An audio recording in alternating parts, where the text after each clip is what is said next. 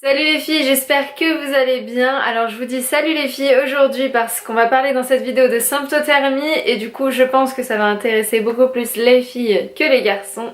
Et on va parler plus précisément de thermomètre. Alors ça fait des mois que je m'étais promis de faire cette vidéo et du coup je profite de ce challenge de 30 vidéos par jour pour vous en parler, pour vous faire une vidéo là-dessus.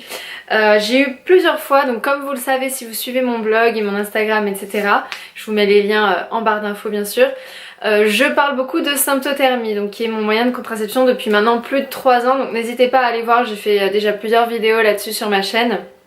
Et donc j'ai reçu pas mal de messages, de commentaires sur le blog, de messages privés sur Instagram et même de mails me posant des questions diverses et variées et je pense du coup que pour chacune de ces questions je vais vous faire une vidéo, ça me permet de vous répondre et surtout de partager avec tout le monde mes réponses et donc que ça apporte une aide à plus de personnes. Donc aujourd'hui on va parler de thermomètre et plus précisément quel thermomètre choisir parce que pour la symptothermie, comme vous le savez, il est important d'avoir un thermomètre bien spécial.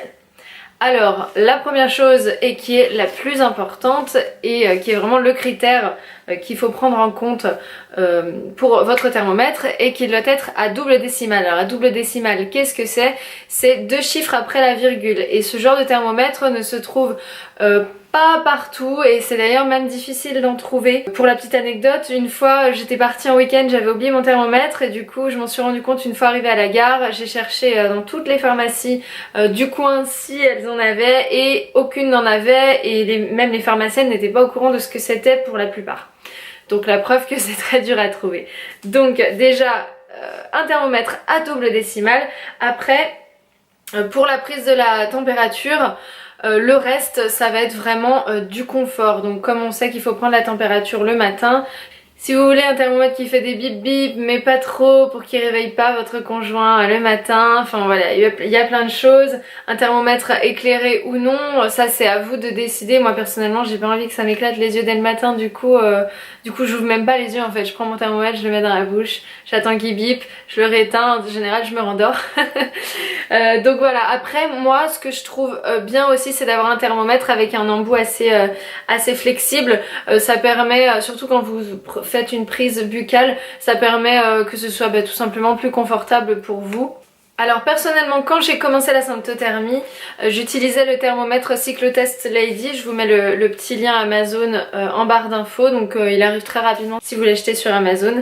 Mais mon Cyclotest Lady a rendu l'âme il y a quelques mois de ça, un peu plus de 6 mois maintenant, et du coup j'ai décidé de changer, de voir s'il n'y avait pas autre chose qui serait pourquoi pas moins cher et tout aussi efficace, et je suis tombée sur ce petit thermomètre.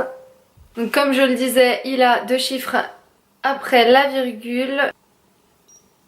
Donc là je vous l'allume, vous pourrez voir, dès que l'eau s'affiche vous pouvez commencer à prendre votre température. L'embout est tout souple, donc c'est super pratique pour prendre sa température, notamment dans la bouche. Et puis voilà, donc il garde en mémoire la température, c'est super top, il est vendu avec ses piles.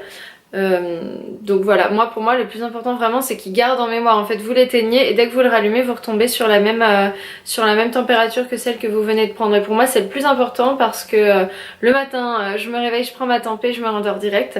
Donc voilà, pour moi c'est vraiment le critère le plus important.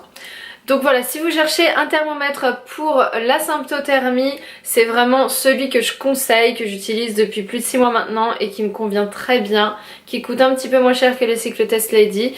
Donc ça vaut le coup d'essayer. Je vous mets toutes les infos pour l'acheter en barre d'infos. Je le vends personnellement sur mon shop.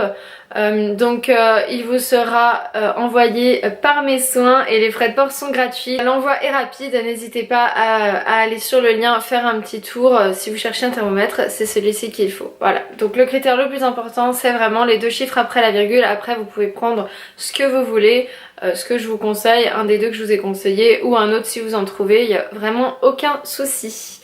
Donc voilà, j'espère que cette vidéo vous aura apporté des réponses sur le choix de votre thermomètre. N'hésitez pas à me poser d'autres questions en commentaire si vous en avez. Je vous mets tous les liens dans les informations de la vidéo. Si cette vidéo du coup vous a plu, n'hésitez pas à mettre un petit pouce et à vous abonner à ma chaîne pour me soutenir et pour surtout ne pas rater les prochaines vidéos du challenge.